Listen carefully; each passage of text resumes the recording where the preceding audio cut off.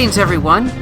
I am Summerset Banjo, and this video is a teaser preview of a podcast that I was on called Retro Reloaded, which is hosted by Lanceroy. In this episode, we discussed StarFox 64, which was a favorite childhood game of mine. The podcast will be uploaded this Saturday and will be made public in the following weeks. So sit back and enjoy this 10-minute preview to the podcast as we discuss StarFox 64, the fandom, and some of the things related to this game. Thank you.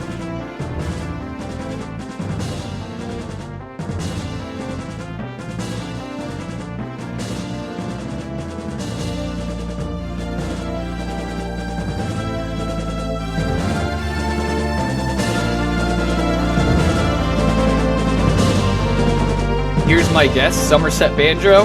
Welcome to the podcast, man. Hey, thanks. I'm really glad to be here. I really appreciate you inviting me onto this show. Hello, everyone. I am Summerset Banjo. I've been a lifelong fan of StarFox franchise. I started with StarFox 64 and kind of been following the franchise ever since.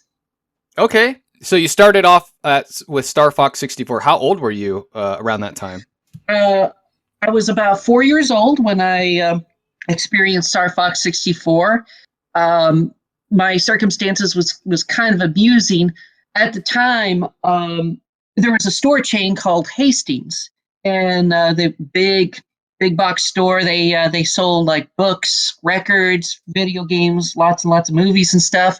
Well, back in the 90s, video game rental was really huge. Well, so was game system rental. And so given I was 4, I don't have the best of memories of the time. It's all kind of hazy. But basically, I didn't exactly have any games or real game systems, but I would rent both a console and a game from Hastings and have it for over the weekend or a few days. Right. And one of the games, I think one of the very first games I ever played was StarFox 64. And I had rented it a few times to the point where my father actually bought me the game, but I still didn't have the game console. So I would actually have the StarFox 64 game, but no console to play it on unless I rented the console. Funny enough, I remember there was a time where I had a PlayStation 1, but no games for it, and I had a StarFox 64, but no system for it. Okay, nice.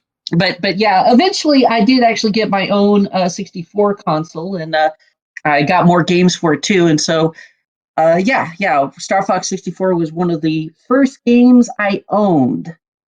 Wow. So you basically had to rent these consoles, because I never rented a console before. That's actually something new to me. I had no idea you could rent the consoles, but I do remember constantly going to Hollywood Video. I don't know if you remember this chain, but it was called Hollywood Video. And I was a little bit old. I think I'm a little bit older than you, because I think I was 6 or 7 when Star Fox came out. Not much though. And so I would go to these stores. I would rent these games. I actually didn't end up renting StarFox 64. I got it for Christmas when I was younger, along with my Nintendo 64. Was it a release title for the N64? Do you know? I don't believe it was. I would have to check to see what the release date on the American Nintendo 64 was, but I know that StarFox 64 was in 97. So I believe the N64, I think, came out in 96. Okay, so yeah, it was pretty close then. Yeah. Okay, that's awesome. Yeah, it seems like everybody has these lines. One of the lines I always remembered, but I kind of paraphrase it all the time because I don't remember it line for line, but it's Falco when he's just like, "Oh, I've been saved by Fox again. How swell," something like that. He always says, and I just remember him just being such a jerk. He is. That's funny. It's as much as I liked the game, when I was a kid, I didn't really always like the character so much. I found Slippy to be pretty whiny and Falco to be such an ungrateful jerk. Yeah, I think everyone kind of has that same experience because everyone seems to be like, dude, Falco's like this ungrateful, teammate that always needs your help, but when you do help him, he's like, get him off of me, and then you do, and he's like, okay, wow, thanks again. Like you're like, dude, you were just, yelling for my help. Yeah. And then Slippy, who like is just she's crying all the time. It's not a she. I call it a she because it sounds like a she. I think it's voiced. You're not the only one. I was convinced when I was a little kid. I was convinced Slippy was a girl, even though they obviously referred to him as a guy throughout the game. But I was so convinced that Slippy was a girl that when I played StarFox Assault, I was like totally shocked because you see in Assault they give Slippy kind of more of a deeper frog-like voice, and I was like, Slippy's a guy? That's yeah. Me too. I actually had to read, like I was reading it. Maybe it was on Reddit or somewhere, and it was like, yeah, he's. Everyone was referring to Slippy as he, and I was like, wait, what? Like that's a dude. I thought it was a female. It must be voiced by a girl. I think it must be voiced by some sort of woman. Because she sounds kind of like an anime like character in a way. Like, oh, she Yeah, has that high pitched like anime type yeah. voice. Um, and yeah, going back to Falco being ungrateful, there was this moment, and I actually posted a little short on it, where in the beginning, Fox goes, check your G diffuser system, like in the Hmm. beginning. Yeah. And Falco's like, I'm fine, whatever. And then, like, you're on Corneria, like the first level, and you are Hmm. like halfway, you're halfway through the level or whatever. And he's like, oh, my G diffuser's messed up. Something's wrong with it. It's like, I'm like, you didn't check it, dude. Like you were like, oh, I'm good, man. Like, don't even worry about me. Oh my Well, gosh.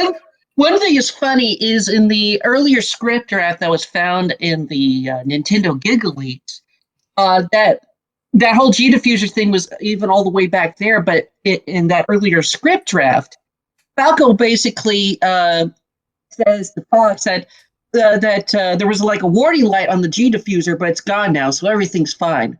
Oh, okay. So that makes a lot more sense instead of like, I'm fine. Like, leave me alone. You know what I mean? Uh huh. That makes way more sense if he's like, oh yeah, there was a red light, we're good, but he just kind of overlooked it. Now Yeah. because now he just seems like incompetent at like you're like, okay, dude. Um, yeah. So also, you know what? I didn't know this. This is something I learned this week.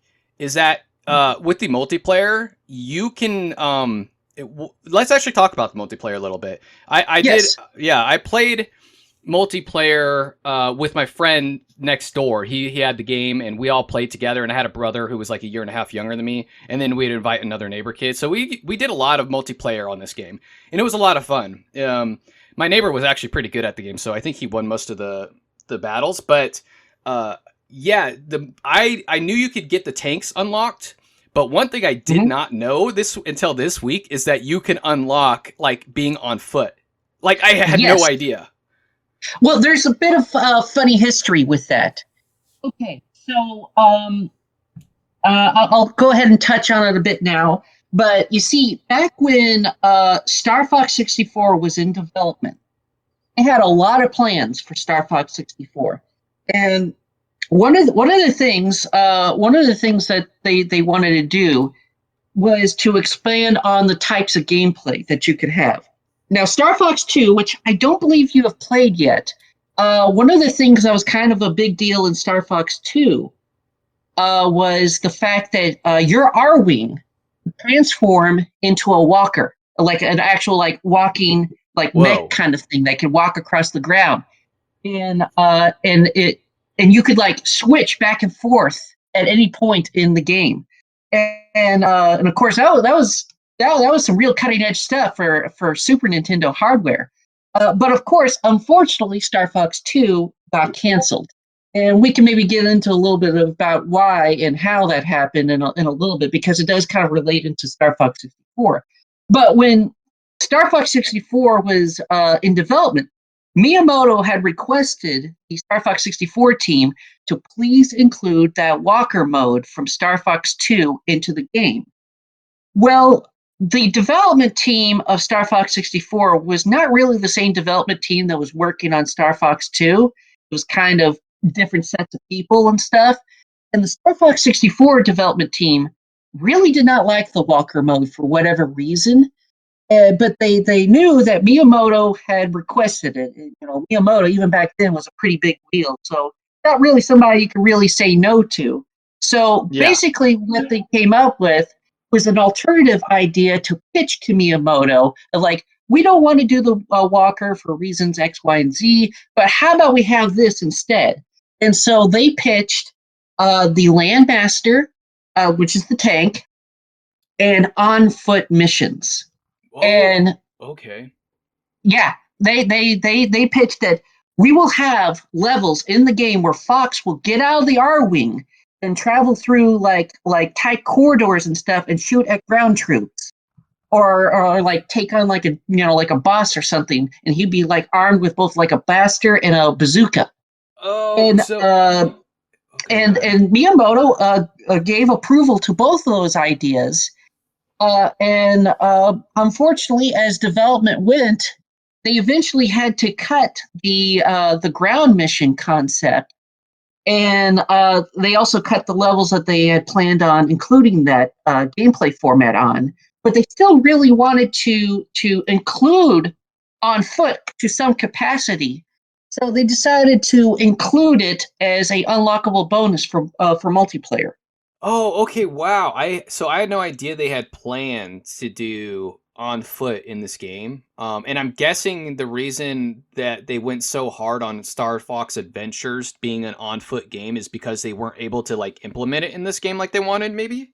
Um, Yes, exactly. And I'll actually, when we kind of wrap up talking about Star Fox 64, I was kind of hoping I can talk a little bit about basically what happened after Star Fox 64 and how it led to both the development of Adventures, Assault, and Command, because all three of those games are kind of related to basically what happened with the development of 64 and the immediate aftermath of that.